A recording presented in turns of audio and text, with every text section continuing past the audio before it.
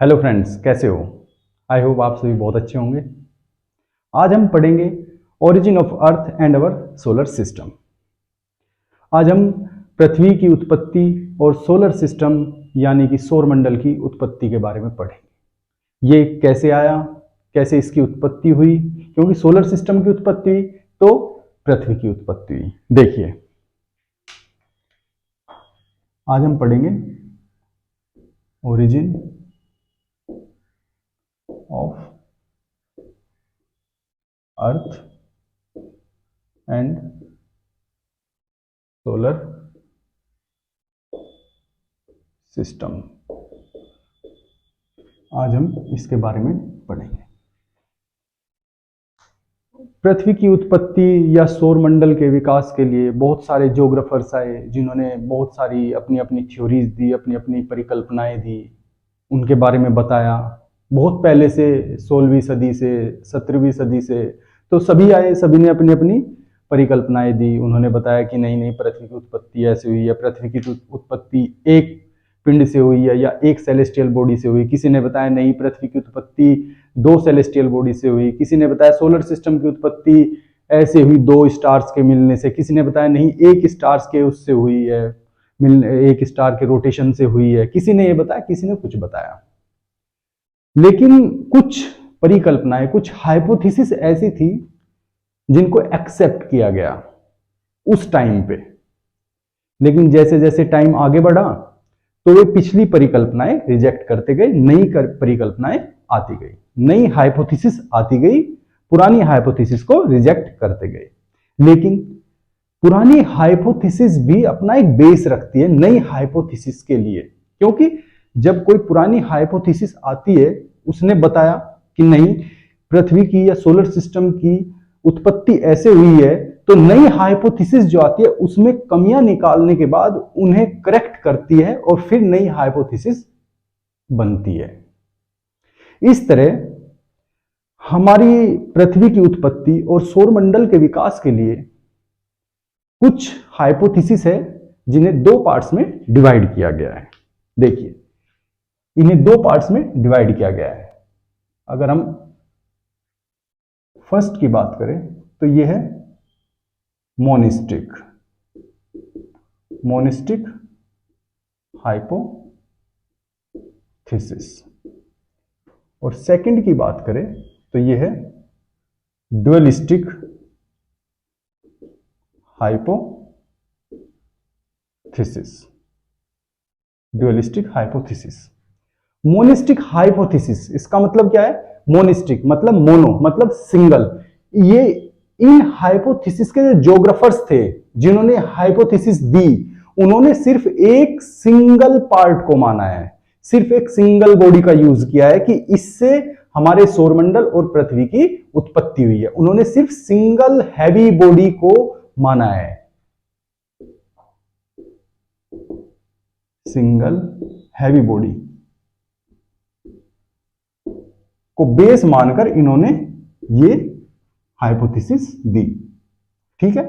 और ड्यूअलिस्टिक, इन्होंने दो बॉडीज को, दो हैवी बॉडीज को बेस माना है, तब जाके वो हाइपोथेसिस दी। दो हैवी बॉडीज को या उससे अधिक हैवी बॉडीज को बेस मानकर वे हाइपोथेसिस दी। टू और मोर हैवी बॉडीज। ठीक है, टू और मोर हैवी बॉडीज। ठीक है। अब इसमें कौन कौन सी हाइपोथेसिस है जो हम पढ़ेंगे, और बहुत डिटेल में पढ़ेंगे, बहुत अच्छे से पढ़ेंगे। कौन कौन सी हाइपोथेसिस है? देखिए, इसमें जो मेन हाइपोथेसिस है, इसमें दो हाइपोथेसिस है हमारी। एक है गैसियस हाइपोथेसिस, जो इमैनुअल कांट ने दी थी। दूसरी है लाप्लास की नेबुलर हाइपोथेसिस। ठीक है। देखिए, इसमें दो हाइपोथेसिस है। फर्स्ट है गैसियस हाइपोथेसिस, गैसियस हाइपोथेसिस। ठीक है, ये किसने दी थी? इमैनुअल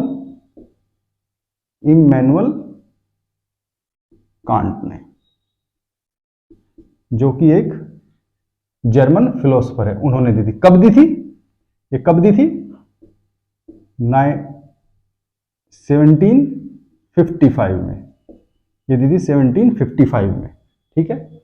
फिर दूसरी हाइपोथेसिस आती है हमारी। दूसरी हाइपोथेसिस कौन सी? हमारी नेबुलर हाइपोथेसिस। नेबुलर हाइपोथेसिस ये किसने दी थी? ये लाप्लास ने दी थी। ये एक फ्रेंच मैथमेटिशियन है थे, ये लाप्लास ने दी। कब दी थी ये? 1796 में। ठीक है। देखिए, मैंने पहले क्या बोला था? पहले ही बोला था कि जो हाइपोथेसिस आती है वे आधार होती है। अब जो गैसेस हाइपोथेसिस आई थी, फिर उसके बाद लाप्लास ने जो नेबुलर हाइपोथेसिस दी, वो इनकी हाइपोथेसिस में कुछ करेक्शंस करके दी। ये नेबुलर हाइपोथेसिस गैसेस हाइपोथेसिस का एक सुधार है, एक करेक्शन है, तब ये हाइपोथेसिस आई है। देखिए, ठीक है। अब इसमें जहां दो या दो से अधिक हैवी बॉडीज का यूज किया है इस टाइप के हाइपोथेसिस के ज्योग्राफर्स ने, तो उनमें कौन कौन सी फेमस हाइपोथेसिस है जो हम पढ़ेंगे आगे। ठीक है, उनमें देख लीजिए। उनमें सबसे पहले आती है प्लैनेटेजिमल हाइपोथेसिस। सबसे पहले आती है ये। ठीक है। ये किसने दी? चैम्बरलिन और मोल्टन ने। ये कब आई थी? 1905 में। और ये दी थी चैम्बरलिन एंड मोल्टन। याद रखना, बहुत इंपॉर्टेंट है। डायरेक्ट क्वेश्चन आ जाते हैं मैच द फॉलोइंग में। ये मैच द फॉलोइंग में डायरेक्ट क्वेश्चन आ जाते हैं, और सभी एग्जाम में, चाहे यूपीएससी हो, स्टेट पीसीएस हो, कोई अदर एग्जाम हो, सभी में ये डायरेक्ट क्वेश्चन आते हैं। इस तरह के मैच द फॉलोइंग में आ गए, स्टेटमेंट में आ गए कि दो बॉडी का पूछ लिया, ड्यूअलिस्टिक का ऐसे पूछ लिया कि कौन सी हाइपोथेसिस ने टू और मोर बॉडीज की हाइपोथेसिस दी थी, किसने पूछ लिया सिंगल बॉडी किसने दी थी, ईयर्स पूछ लिए। और ज्यादातर जो पूछता है वो ज्योग्राफर्स का नाम और हाइपोथेसिस के नाम से पूछता है। ठीक है। फिर दूसरी हमारी आती है टाइडल हाइपोथेसिस।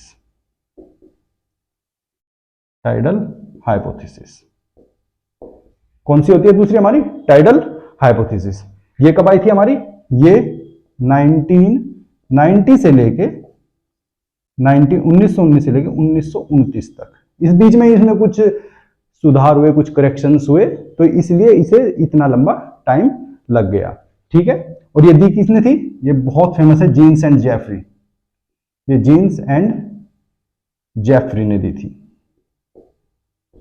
ठीक है, ये जीन्स एंड जेफरी ने दी थी। बहुत इंपॉर्टेंट।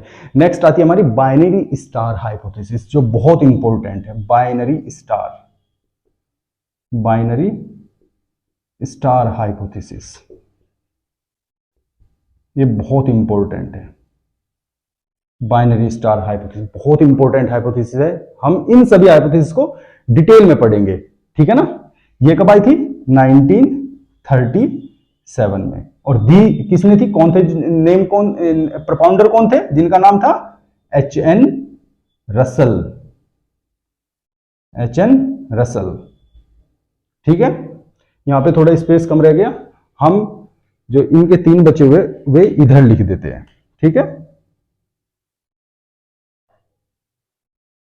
ऐसे। फिर हमारी नेक्स्ट हाइपोथेसिस कौन सी आई जो दी गई? हमारी कौन सी थी नेक्स्ट हाइपोथेसिस? नेक्स्ट हाइपोथेसिस थी हमारी इंटरस्टेलर डस्ट थ्योरी। ये हमारी फर्स्ट, ये हमारी सेकंड, ये हमारी थर्ड, ये हमारी फोर्थ, जो हम पढ़ेंगे Interstellar dust theory. Interstellar dust hypothesis. ठीक है। ये कब आई थी? 1943 में। ये आई थी 1943 में। ये दी थी एक रशियन ज्योग्राफर थे, ऑटो शिमिट। डी साइलेंट रहेगा, ध्यान रखना, ये बहुत फेमस है, ऑटो शिमिट। ये इन्होंने दी थी। ठीक है। अब हमारी जो ये फोर्थ हो गई, अब हमारी आती है फिफ्थ हाइपोथेसिस। फिफ्थ हाइपोथेसिस, ठीक है, फिफ्थ हाइपोथेसिस कौन सी हमारी? हमारी हो गई प्लैनेटिज्मल, हो गई टाइडल, हो गई बाइनरी स्टार, हो गई इंटरस्टेलर, हो गई। अब हमारी बची है दो, सुपरनोवा और बिग बैंग, ठीक है। अब हमारी आती है सुपरनोवा। सुपरनोवा, ठीक है। ये कब आई थी? 1946 में। सुपरनोवा आई थी हमारी 1946 में, ठीक है ना। ये किसने दी थी? F Hoyle. एफ हॉयल ने दी थी ये, ठीक है ना, याद रखना है। फिर सिक्स का तो सभी को पता है, बिग बैंग। मैं लास्ट क्लास में पढ़ाया था, अगर आपने पढ़ा होगा, मैंने लास्ट क्लास में बिग बैंग के बारे में बताया था, उसका पूरा प्रोसेस बताया था लास्ट क्लास में मैंने, अगर आपने ध्यान से पढ़ा होगा तो। लेकिन इसमें भी आएगी ये big bang, big bang hypothesis. ये कब आई थी? 1927 to 29, ठीक है। और ये किसने दी थी? एजी लेमेत्रे।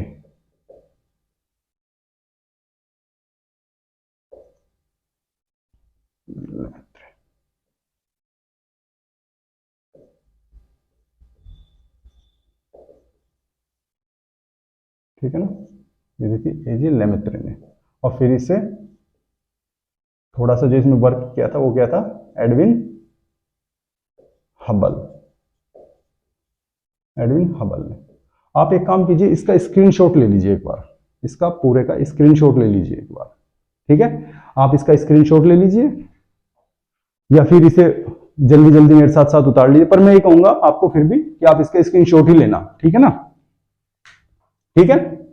तो आज हम अपने लेक्चर में स्टार्ट करते हैं। आज हम स्टार्ट करेंगे गैसेस हाइपोथेसिस। आज हम पढ़ेंगे मोनिस्टिक हाइपोथेसिस, ठीक है, जिसमें गैसेस हाइपोथेसिस होगी और नेबुलर हाइपोथेसिस होगी, ठीक है। मैं इसे रफ कर देता हूं, ठीक है।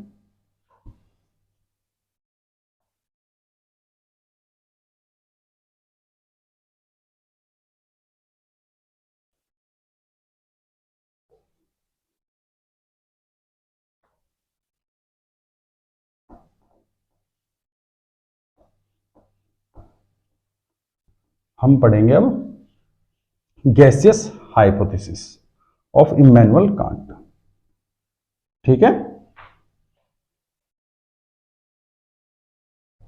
देखिए, gaseous hypothesis of Immanuel Kant, ये 1755 में इमैनुअल कांट ने ये हाइपोथेसिस दी थी। इमैनुअल कांट एक फिलोसफर है, एक जर्मन फिलोसफर है। इनका एथिक्स में बहुत बड़ा रोल है। हमारा जो यूपीएससी का जीएस फोर्थ पेपर आता है ईआईए का, एथिक्स इंटीग्रिटी एंड एप्टीट्यूड का, उसमें इनका बहुत बड़ा रोल है। एक दो क्वेश्चन हर बार आ जाता है, बहुत अच्छा है इनका पढ़ना। इमैनुअल कांट बहुत अच्छे फिलोसफर है, उन्हें पढ़ो, ठीक है। तो यहां पे इमैनुअल कांट ने गैसियस थ्योरी दी थी। पढ़ेंगे हम गैसियस हाइपोथेसिस। अब पढ़ रहे हैं मोनिस्टिक। मोनिस्टिक हाइपोथेसिस में दो थी ना हमारी, गैसियस और नेबुलर। अब पढ़ेंगे गैसियस हाइपोथेसिस। गैसियस हाइपोथेसिस ये किसने दी थी? इमैनुअल कांट ने। इमैनुअल कांट कब दी थी? 1755 में, ठीक है, 1755 में। देखिए इन्होंने क्या कहा था? इन्होंने कहा कि ब्रह्मांड में बहुत सारे प्रीमोर्जियल पार्टिकल्स है, बहुत सारे प्रीमोर्जियल पार्टिकल्स है। पहले आप मुझे सुनिए, फिर मैं बोर्ड पे बताऊंगा आपको। इन्होंने कहा कि ब्रह्मांड में बहुत सारे प्रीमोर्जियल पार्टिकल्स हैं जो बिखरे हुए हैं, ठीक है, और वे ठंडे हैं, ठंडे हैं, सॉलिड है, और वे बिखरे हुए हैं। इन्होंने सबसे पहले यूज वर्ड किया सॉलिड एंड कोल्ड प्रीमोर्जियल पार्टिकल्स। समय के साथ ग्रेविटेशनल फोर्स के कारण वे सभी पार्टिकल्स एक दूसरे की तरफ को अट्रैक्ट करने लगे, जिससे उनमें कोलिजन हुआ, जिससे उन पार्टिकल्स में कोलिजन होता है, ठीक है। जब पार्टिकल्स में कोलिजन होता है तो उस कोलिजन की वजह से उसमें फ्रिक्शन जनरेट होता है पार्टिकल्स में आपस में। क्योंकि जब भाई दो पार्टिकल, उनके अनुसार उन्होंने जो एज्यूम किया है कि दो पार्टिकल ऐसे जुड़े, तो उन्होंने कहा कि कोलिजन हुआ और जिससे इसमें फ्रिक्शन हुआ, फ्रिक्शन की वजह से हीट जनरेट हुई, हीट जनरेट होने की वजह से उनका टेम्परेचर बढ़ा, ठीक है। फिर उन्होंने कहा कि कोलिजन की वजह से क्या हुआ कि वो सभी ग्रेविटेशन फोर्स की वजह से एक जगह आ गए, एक जगह इकट्ठे हो गए और कोलिजन हुआ, टेम्परेचर बढ़ा और वे एक जगह इकट्ठे हो गए। कोलिजन की वजह से उसमें रोटेटरी मोशन भी जनरेट हुआ। ठीक है, देखिए कैसे। इन्होंने कहा कि ब्रह्मांड में बहुत सारे प्रीमोर्जियल पार्टिकल्स थे। प्रीमोर्जियल जो दैव्य तत्व होते, आदि दैव्य तत्व, प्रीमोर्जियल पार्टिकल्स थे। ठीक है, लेकिन ये सभी कैसे थे? ये सभी कैसे थे? Cool and solid. ठीक है, ये सभी कूल एंड सॉलिड फॉर्म में थे। फिर इनमें ग्रेविटेशनल फोर्स की वजह से ये एक दूसरे की तरफ को अट्रैक्ट होते हैं। ठीक है, एक दूसरे की तरफ को ये अट्रैक्ट होते हैं, जिससे रिजल्ट क्या होता है? इनमें कोलिजन होता है। जिससे इनमें कोलिजन होता है, एक दूसरे की तरफ को अट्रैक्ट होते हैं, जिससे इनमें कोलिजन होता है। ठीक है, ये पार्टिकल्स, सपोज करो ये हो गया, ये हो गया, ये हो गया, ये हो गया, ये हो गया, इनमें कोलिजन हुआ। कोलिजन की वजह से हीट जनरेट होती है। हीट जनरेट होती है। इसकी वजह से रोटेटरी मोशन जनरेट होता है। Rotatory motion. ठीक है, इनमें गति आती है। अभी तक ये मोशनलेस थे, यहां पे कूल सॉलिड एंड मोशनलेस होते हैं। मोशनलेस होते हैं अभी तक ये। ठीक है ना, लेकिन यहां पे हीट भी जनरेट होगी कोलिजन की वजह से, रोटेटरी मोशन भी आ गया। ठीक है, तो जब ये सारी चीजें इसमें आ गई तो अल्टीमेटली उन्होंने कहा कि ये क्या बन जाता है? ये एक नेबुला बन जाती है। उन्होंने इसे एक नेबुला का नाम दिया। उन्होंने इसे एक नेबुला का नाम दिया कि ये एक नेबुला है, जिससे अब हमारे प्लैनेट्स की उत्पत्ति होगी। ठीक है, अब ये नेबुला, क्योंकि अब ये गर्म है, अब ये और गर्म होगी। जैसे जैसे ये और ज्यादा गर्म हो जाएगी, ये नेबुला फैलती चली जाएगी। ये नेबुला फैलती चली जाएगी जैसे जैसे और गर्म होगी। और गर्म के साथ साथ इसका अपने एक्सिस पर जो इसका रोटेटरी मोशन होगा, अपने एक्सिस पर जो इसका मोशन होगा, इसका ऐसे ऐसे ऐसे ऐसे जो भी मोशन होगा इसका अपने एक्सिस पर, उसकी वजह से भाई जैसे हम इसे घुमाएं ऐसे ऐसे ऐसे पूरी स्पीड से घुमाएं, तो इसका साइज जो है बढ़ता चला जाएगा। साइज इसका ऐसे होता चला जाएगा, साइज बढ़ता चला जाएगा इसका। लेकिन ये सब जुड़े हैं एक दूसरे से, ये सब एक दूसरे से जुड़े हैं, तो इसका साइज बढ़ता चला जाएगा नेबुला का। किस वजह से? किस वजह से साइज बढ़ेगा? साइज बढ़ेगा rotatory motion, rotatory motion and temperature. और इसका टेम्परेचर बढ़ता जाएगा, साइज बढ़ता जाएगा, टेम्परेचर बढ़ता जाएगा। ठीक है भाई, इसका रोटेशन की वजह से ये कंटिन्यूअसली रोटेट हो रही और स्पीड से, और स्पीड से, जितनी स्पीड से होती जाएगी ये उतनी, सपोज करो पहले ऐसी थी, फिर ये और स्पीड इसकी और रोटेशन हुआ इसमें, ये फिर इतनी हो गई, फिर इसमें और रोटेशन हुआ, और रोटेशन हुआ इसमें, तो ये फिर कितनी हो गई, फिर ये इतनी हो गई। तो इस तरह रोटेशन की वजह से इसके साइज, क्योंकि अभी ये कौन सी पोजीशन में? अभी ये गैसियस पोजीशन में है। अब ये गैसेस, क्योंकि टेम्परेचर बढ़ गया, हीट बढ़ गई, तो अब ये गैसियस पोजीशन में। इसकी कौन सी फॉर्म है? अब ये गैसियस फॉर्म है। यहां पे कौन सी फॉर्म थी इसकी? सॉलिड। और यहां पे कौन सी फॉर्म है? ये गैसियस। ध्यान रखना, ये गैसियस फॉर्म है इनकी। ठीक है, ये गैसियस फॉर्म है। इसके बाद क्या होता है देखिए, जब इसका टेम्परेचर, इसका रोटेटरी मोशन बहुत ज्यादा हो जाता है कांट के अनुसार, तो बीच में से यहां से इस पोर्शन से ये बल्ज होता है पोर्शन, ये बल्ज होता है पोर्शन, ये पूरा का पूरा ये वाला पोर्शन। तो यहां पे हल्कापन आ जाता है, हल्कापन। यहां पे एक स्पेस बनने लगता है, हल्कापन आने लगता है, जिससे क्या होता है, ये स्पीड, जितनी स्पीड बढ़ती रहती है, यहां पे जैसे जैसे हल्कापन आएगा। कैसे आएगा हल्कापन? क्योंकि अब सेंट्रीफ्यूगल फोर्स जो अवे फ्रॉम द सेंटर होता है, वो भारी किस पे पड़ जाता है? सेंट्रीपिटल फोर्स पे। देखिए, आप कभी उसे लेना, किसी गिलास में पानी लेना, और उसे, या किसी किसी भी बर्तन में पानी लेना, जैसे आप मिक्सर ग्राइंडर देखते होंगे, उसमें जब घुमाते हैं तो सारा का सारा जितना भी मैटर होता है वो वॉल्स पे लगने लगता है, बीच में स्पेस बढ़ जाता है। क्यों?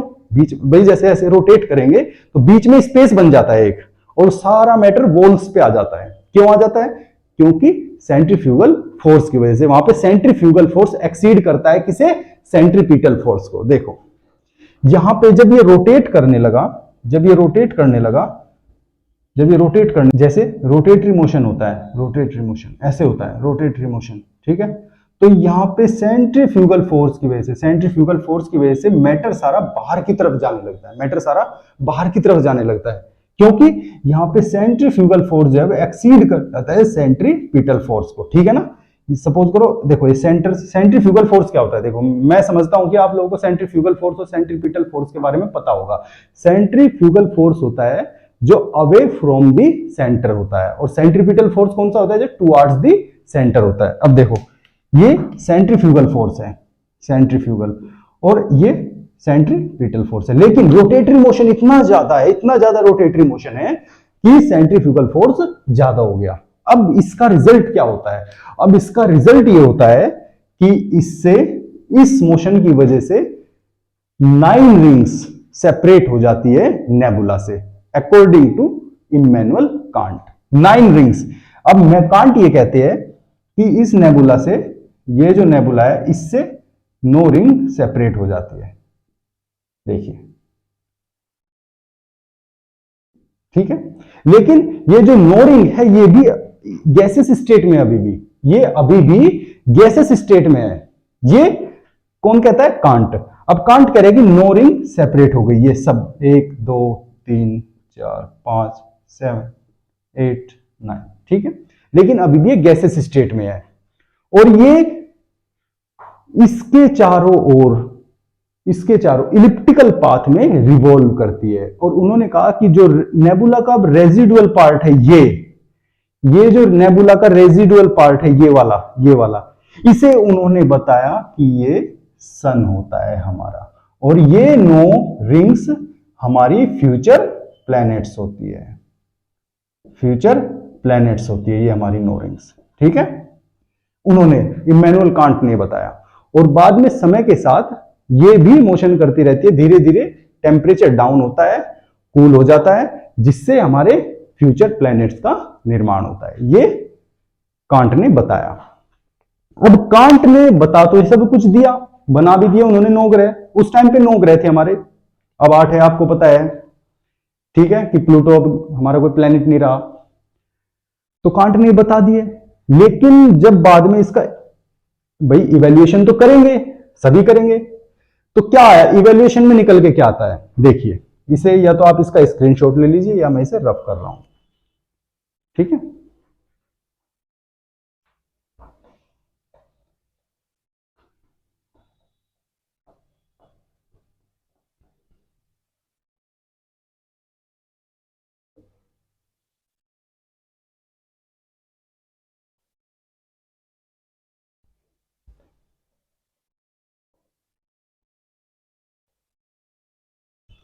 देखिए, अब इवेल्युएट किया गया इस थ्योरी को, तो क्या आया? पहला, उनसे पूछा गया कि इमैनुअल कांट भाई साहब ये बताइए आप हमें कि कोलिजन से रोटेटरी मोशन होता कैसे है, जो कि नहीं होता। उन्होंने कहा कि due to collision rotatory motion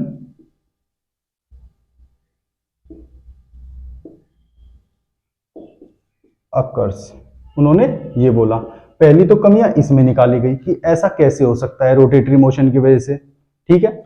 अब उन्होंने कहा कि जो प्रीमोर्जियल मैटर था उसका ओरिजिन का सोर्स क्या था? Source of origin of primordial matter. एक ये पूछा उनसे कि ये हुआ कैसे, ठीक है। तीसरा पूछा उनसे, तीसरी कमी पूछी, बोले कि रोटेटरी मोशन की वजह से नेबुला का साइज और टेम्परेचर कैसे बढ़ा? भाई ये तो घटना चाहिए, वो बढ़ा कैसे? Due to rotation, size and temperature of nebula increases. ये सब इनसे पूछे गए, ये सब इनसे पूछे गए कि ऐसा कैसे हुआ। अब ये 3 मिस्टेक्स थी, ठीक है, इनकी थ्योरी में ये 3 मिस्टेक्स थी, ठीक है। अब इन तीनों मिस्टेक को ठीक करने के लिए कौन आता है?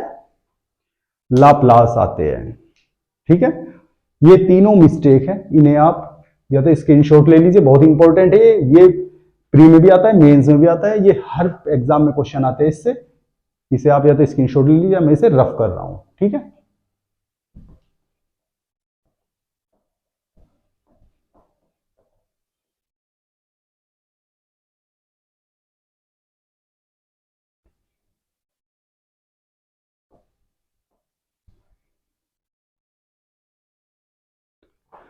अब आती है हमारी नेक्स्ट हाइपोथेसिस, जो वे तीनों के स्टेटमेंट थे जिन्हें इवेल्युएट किया गया, उन्हें करेक्ट करने के लिए हाइपोथेसिस आती है हमारी नेबुलर। सेकंड हाइपोथेसिस हमारी कौन सी है? Nebular, nebular hypothesis, nebular hypothesis, ठीक है। ये लाप्लास ने दी थी, लाप्लास ने दी थी, ये कब दी थी? ये 1796 में, ठीक है, ये लाप्लास ने दी थी। अब उन्होंने, कांट ने बताया था कि मोशन होता है कोलिजन से, इस चीज को सुधार करने के लिए, ठीक है। दूसरा उन्होंने बताया कि रोटेशन की वजह से साइज इंक्रीज हो जाता है, उसको सुधार करने के लिए, ठीक है। तीसरा उन्होंने क्या बताया था? क्या बताया था उन्होंने तीसरा? कि ये कोल्ड एंड सॉलिड थे, इन चीजों को सुधार करने के लिए। तो उन्होंने अपने आप ही मान लिया, अपने आप ही लाप्लास ने, कि एक नेबुला थी जो बहुत हॉट थी। उन्होंने अपने आप ही इस चीज को मान लिया कि एक हॉट नेबुला थी, बहुत ही गर्म। जैसे कांट ने माना था ठंडे ठंडे छोटे छोटे पार्टिकल्स थे प्रिमोर्डियल, लेकिन इन्होंने अपने आप ही पहले ही नेबुला को मान लिया कि एक नेबुला थी जो बहुत हॉट थी, जो अपने एक्सिस पर रोटेट कर रही थी, रोटेट कर रही थी, और गैसियस फॉर्म में थी वो। उन्होंने सॉलिड पार्टिकल्स माने थे, cold and solid particles, can't ने। और इन्होंने क्या माना? कि एक नेबुला थी जो हॉट है, जो गैसेस स्टेट में है, ठीक है, जो रोटेट कर रही है अपने एक्सिस पर, ठीक है। फिर मैं बाद में आपको इस पे बताऊंगा, एक बार सुन लेते हैं। फिर इन्होंने बताया कि वो रोटेशन उसका होता है, और जैसे जैसे उसका रोटेशन होता है, समय के साथ वो कूल होने लगती है, ठीक है, रोटेशन। अब देखिए यहां पे उन्होंने मान लिया कि पहले ही एक नेबुला है, उन्होंने पहले ही एक नेबुला मान लिया जो अपने एक्सिस पर रोटेट कर रही है, जो हॉट एंड गैसियस फॉर्म में है, जो हॉट एंड गैसियस फॉर्म में है। ये उन्होंने पहले ही मान लिया। उनकी इस कमी को पूरा करने के लिए कांट की कि कोलिजन की वजह से रोटेशन होता है, इन्होंने बोल लिया, उन्होंने लास्ट का पॉइंट ले लिया कि नहीं, पहले एक नेबुला थी, पहले ही एक नेबुला थी, ठीक है। अब इसका रोटेशन होता है, रोटेशन होने लगता है इसका, जैसे जैसे इसके रोटेट करेगा ये, जैसे जैसे ये रोटेट करेगा तो इसका साइज नेबुला का घटने लगता है, साइज घटने लगता है, जिससे उसका टेम्परेचर डाउन जाता है। साइज सपोज करो पहले इतना था पहले, फिर इसका साइज घटने लगता है, ये साइज इतना होने लगता है, जिससे टेम्परेचर डाउन जाता है, टेम्परेचर डाउन जाता है नेबुला का, नेबुला का टेम्परेचर डाउन जाता है। और ये कंसंट्रेशन की वजह से, ग्रेविटेशनल फोर्स की वजह से, कंसंट्रेशन की वजह से ये ठंडे होने लगते हैं, ठंडा होने लगता है, और साथ में सॉलिड फॉर्म में आ जाते हैं। देखिए सॉलिड फॉर्म में आ जाती है ये। अब ये इसकी जो फॉर्म हो जाती है वो सॉलिड हो जाती है, सॉलिड फॉर्म में आ जाती है, ठीक है। लेकिन ये अभी भी रोटेट कर रहा है, अभी भी ये नेबुला रोटेट कर रहा है, अभी भी ये नेबुला जो है रोटेट कर रहा है अपने एक्सिस पर, अपने एक्सिस पर अभी भी रोटेट कर रहा है। और जैसे जैसे ये रोटेट करता जाएगा करता जाएगा करता जाएगा, तो जो इसका नेबुला का सेंटर का जो पार्ट है ये लाइट हो जाएगा, और ये पार्ट जो आउटर पार्ट है नेबुला का ये हैवी होता जाएगा। किसकी वजह से? मैंने बताया था जैसे सेंट्रीफ्यूगल फोर्स की वजह से, ठीक है। ये सेंट्रीफ्यूगल फोर्स, क्योंकि रोटेट करेगा तो सेंट्रीफ्यूगल फोर्स एक्सीड करता है किसे? सेंट्रीपिटल फोर्स को, रोटेशन की वजह से, क्योंकि ये रोटेट कर रहा है बहुत तेजी के साथ, ये रोटेशन कर रहा है बहुत ज्यादा, ऐसे रोटेट ऐसे कर रहा है, तो इसका सेंट्रीफ्यूगल फोर्स एक्सीड कर जाता है सेंट्रीपिटल फोर्स से। जो मैंने लास्ट हाइपोथेसिस में बताया था क्या होता है सेंट्रीफ्यूगल फोर्स, क्या होता है सेंट्रीपिटल फोर्स, ठीक है। इस वजह से जो भारी मैटर होते हैं, हैवी मैटर होते हैं, वे यहां पे कंसंट्रेट हो जाते हैं, ठीक है। और अंदर का पार्ट हल्का सा अंदर का पार्ट हल्का होने लगता है, और वो थोड़ा सा उभर जाता है, ऐसे ऐसे बीच का पार्ट ऐसे फूल जाता है और वो हल्का होने लगता है, उसमें स्पेस बन जाता है। जैसे देखो मैं आपको एक बनाता हूं डायग्राम, ऐसे हो जाता है कुछ इस तरह से, जैसे ये प्लेन चीज है और ये हल्का सा बीच में से ऐसे उभर गया, बीच में से ऐसे उभर गया, लेकिन ये स्पेस जो इसके अंदर स्पेस है इसमें कुछ नहीं है, ये हल्का है, इसका मैटर भी लाइट हो जाता है, और यहां पे ज्यादा कंसंट्रेशन होता है, यहां पे ज्यादा कंसंट्रेशन होता है, और टाइम के साथ इसका साइज घटने लगता है और कूलिंग बढ़ने लगती है। और जैसे जैसे कूलिंग और साइज घटने लगता है तो सेंट्रीफ्यूगल फोर्स बहुत ज्यादा बढ़ जाता है। तब क्या होता है, तब इससे, इस नेबुला से एक रिंग अलग हो जाती है लेयर से, आउटर लेयर से, ये आउटर लेयर से एक रिंग अलग हो जाती है नेबुला से, ये आउटर लेयर से एक रिंग अलग हो जाती है, ठीक है, एक रिंग अलग हो जाती है। आया समझ में? अब जब ये रिंग अलग हो जाती है, ये रिंग, क्योंकि अभी भी मोशन में है ये रिंग भी, अब ये रिंग इसके चारों ओर रोटेट करने लगती है ये रिंग, लेकिन ये रिंग, अब जो ये रिंग अलग हुई है, ये रिंग इसके चारों ओर रिवॉल्व करने लगती है, ठीक है, ये इसके चारों ओर रिवॉल्व करने लगती है। तो अब लाप्लास ये कहते हैं कि इस नेबुला से जो ये रिंग अलग हुई है, ये हमारे 9 प्लैनेट्स बनने का आधार बनती है, ये रिंग, ये अकेली रिंग। और ये जो रिमेनिंग पोर्शन है, ये रिमेनिंग पोर्शन है नेबुला का, रिमेनिंग पार्ट, ये बनता है सन, ये हमारा सन बनता है, ठीक है। और जब अब ये रिंग, क्योंकि ये इससे अलग हुई है, कोई चीज इससे अलग होगी तो रोटेटरी मोशन में होगी, वो भी ऐसे रोटेट करती रहेगी। देखिए इससे ये घूम रही है, ऐसे ऐसे ऐसे ऐसे ऐसे घूम रहा है, और इससे कोई चीज अलग हो गई तो वो चीज ऐसे ऐसे ऐसे ऐसे अब घूमती रहेगी इसके चारों ओर, ऐसे ऐसे।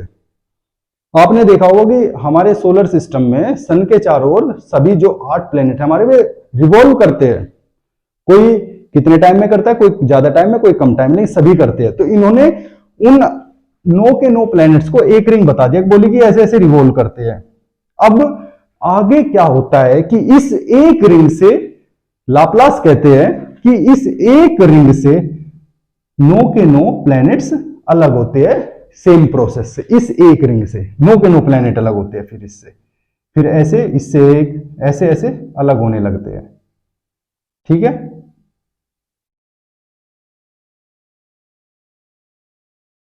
उन्होंने ये बताया, और बाद में ये क्या होते हैं, क्योंकि अभी अलग हो रहे हैं, बाद में ये प्लैनेट्स का रूप ले लेते हैं, बाद में प्लैनेट्स बन जाते हैं, ठीक है, बाद में प्लैनेट्स बन जाते हैं, ठीक है। लेकिन इसके बाद इनकी इस थ्योरी में कुछ करेक्शंस होते हैं, इनकी थ्योरी में कुछ कमियां होती है, तो रोश आते हैं। रोश भी एक फ्रेंच ज्योग्राफर है, रोश। रोश, ROSCH, वे भी एक फ्रेंच ज्योग्राफर है। वे आते हैं, वे कहते हैं नहीं नहीं, आपने जो ये बताया ना एक रिंग से 9 प्लैनेट बनते हैं, बोले कि आपका प्रोसेस गलत है। और सब मैं आपकी बात मानता हूं कि आपने ठीक कहा है, लेकिन नहीं, जब रोटेटरी मोशन होता है तभी के तभी 9 रिंग अलग होती है। उन्होंने, रोश ने बताया कि 9 rings separates from the nebula. उन्होंने ये बताया, रोश ने, मतलब उन्होंने कुछ हद तक कांट वाली बात कही। कांट ने क्या बोला कि नेबुला से no rings, no irregular rings अलग हुई, कांट ने ये बोला। इन्होंने क्या बोला, इन्होंने बोला कि नहीं, नेबुला से एक रिंग अलग हुई और उस एक रिंग से 9 रिंग्स अलग होती है। वो एक रिंग 9 रिंग्स में डिवाइड होती है, 9 इरेगुलर रिंग्स में। फिर वे सभी पार्टिकल्स इकट्ठा होकर प्लैनेट्स का निर्माण करते हैं। वो आगे का प्रोसेस है। ठीक है, इन्होंने ये बताया। ठीक है, तो आज के लिए हमारा ये था, नेबुलर हाइपोथेसिस थी हमारी और गैसियस हाइपोथेसिस थी। आज हमने ये पढ़ी। आप हो सके तो इन सबको उतार लिया करो साथ के साथ और समझ लिया करो, स्क्रीनशॉट ले लेना। और मैंने इसके नोट्स अपने डिस्क्रिप्शन के, जो वीडियो का डिस्क्रिप्शन है उसमें लिंक दिया है, इसके नोट्स वहां पे मिल जाएंगे आपको, हिंदी में मिल जाएंगे और इंग्लिश में मिल जाएंगे। ठीक है, दोनों में वहां पे नोट्स डाले हुए हैं। ठीक है, ओके, थैंक यू।